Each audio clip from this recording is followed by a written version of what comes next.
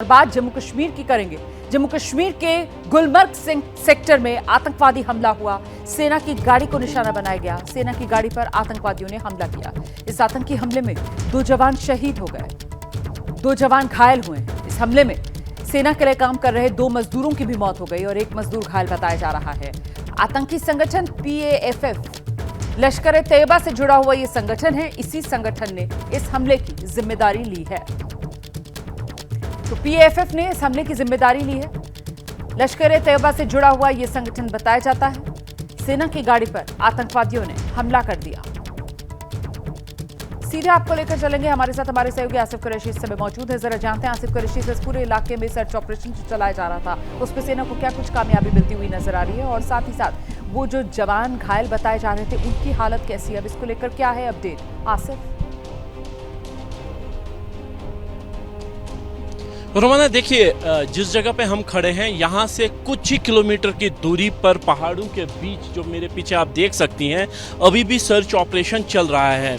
इन्हीं पहाड़ों के पीछे अगर देखें तो LOC का इलाका है जो पाकिस्तान के नियंत्रण वाले कश्मीर से जुड़ता है, लेकिन ये इलाका अगर दाईं ओर देखें तो वो जम्मू के पुंछ इलाके से मिलता है। यानी घने जंगलों और ऊंची पहाड़ियों के बीच इस समय सेना का ऑपरेशन जो है लगातार उन मिलिटेंट्स की तलाश में जारी है जिन्होंने इस हमले को अंजाम दिया। मैं दिखा दूं कि हमला इतना तीव्र इस वजह से था कि ठीक ऐसी सड़क, यही सड़क जो है आगे उस जगह की तरफ जाती है जिसको नागन बहक कहते हैं, जहां पे ये मुठभेड़ हुई थी।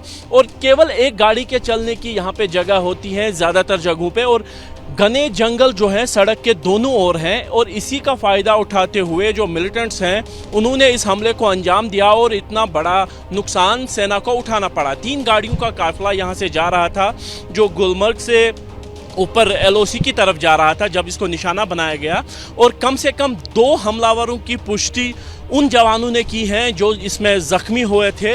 और माना यही जा रहा है कि 2 से 3 का ये ग्रुप हो सकता है जो यहाँ पे आया है, लेकिन खुफिया एजेंसियों का ये कहना है कि ये कोई नया घुसपैठ किया हुआ ग्रुप नहीं है।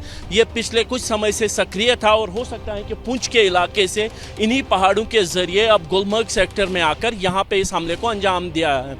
मैं बता दूं कि PAFF का जो ताल्लुक है वो जैश मोहम्मद के छगन ग्रुप के तौर पर माना जा रहा है, और ये वाला इलाका जैश हमेशा से ही इन्फिल्ट्रेशन के लिए इस्तेमाल करता रहा है। क्योंकि अगर यहाँ से देखिए पुंछ के इलाके जहाँ से घुसपैठ होती है तो दाएं वाला इलाका बडगाम की तरफ जाता है, पीछे पुंछ है, और बाएं वाला इलाका गुलमर्ग और यहाँ से बारामूला की जो है सिलिकोट बॉर्डर वहाँ तक जाता है। यानी इसी वजह से यहाँ पे जैश हमेशा सक्रिय रहा है और इस हमले के पीछे भी जैश का ही हाथ बताया जा रहा है। और इस समय उन हमलावरों की तलाश के लिए यहाँ पे ऑपरेशन चलाया जा रहा है। जो चिंता है सुरक्षा बलों की वो इस बात की है कि अगर हमलावर घने जंगलों का फायदा उठाकर बारामूला की तरफ, शंस की तरफ चले गए तो वहां पे रिहायशी इलाका है उसमें वो फैल सकते हैं, जब ढूंढना मुश्किल हो जाएगा। इसी तरीके से दाईं तरफ जो है द्रंग का इलाका है, टंगमर्ग, गुलमर्ग का, तो यहाँ पे भी रिहायशी इलाके में अगर वो घुसे तो काफी ज्यादा चिंताएं बढ़ सकती हैं। लेकिन अभी ऑपरेशन जारी है और जवानों के बारे में बता दूं कि इनकी हालत 2 जवानों की गंभीर बताई जा रही है जिनका उपचार श्रीनगर स्थित 92 बेस हॉस्पिटल में इस समय भी चल रहा है। रोमाना, रहिए मेरे साथ, में लौटूंगी आपके पास। देखिए, पहले 20 अक्टूबर की वो तारीख थी जब गांदरबल में हमला हुआ।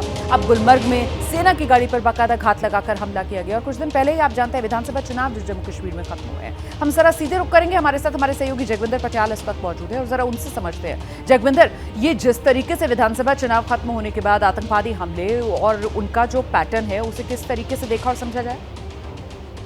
देखिए, सबसे चिंता की बात यह है जो सुरक्षा एजेंसियों ने नया पैटर्न पकड़ा है। 2019 के बाद गुरिल्ला अटैक किए जा रहे हैं। टेररिस्ट पहले सिक्योरिटी फोर्सेस के साथ एंगेज होते थे और गन बैटल होता था, लेकिन अब क्या हो रहा है कि वो बुलेट स्प्रे करते हैं और भाग जाते हैं। यानी ये गुरिल्ला रणनीति जो वो लेकर आए हैं, इसको निपटना एक सिक्योरिटी फोर्सेस के लिए नया चैलेंज साबित हो रहा है। दोनों अटैक, चाहे आप ये देख लें कि जो 20 तारीख का अटैक हुआ और ये 24 तारीख का अटैक जो सेना पर हुआ है, इन दोनों अटैक्स में गुरिल्ला पद्धति को अपनाया गया। इसका मुख्य असर क्या पड़ेगा? जो सिक्योरिटी फोर्सेस की चिंता है, जो सरकार की चिंता है, उनको ये लग रहा है कि जिस टूरिज्म और ट्रेड को दोबारा से ट्रैक पर लाने के लिए चाहे वो सरकार कोशिश कर रही है या फिर सेंटर कोशिश कर रहा है, उन दोनों चीजों को इससे धक्का लगेगा। और ये अटैक इसलिए खतरनाक होते हैं कि इसमें एंगेज ना होकर टेररिस्ट एक अपना अटैक करते हैं, लोगों को मारते हैं, चाहे वो सिविलियन हो या फिर वो सिक्योरिटी फोर्सेज हो, और फिर छुप जाते हैं जाके। तो ये एक नई पद्धति आई है 2019 के बाद, जिसे एक बड़ा चैलेंज मान रहे हैं सिक्योरिटी फोर्स। बहुत शुक्रिया आपका इस तमाम जानकारी के लिए।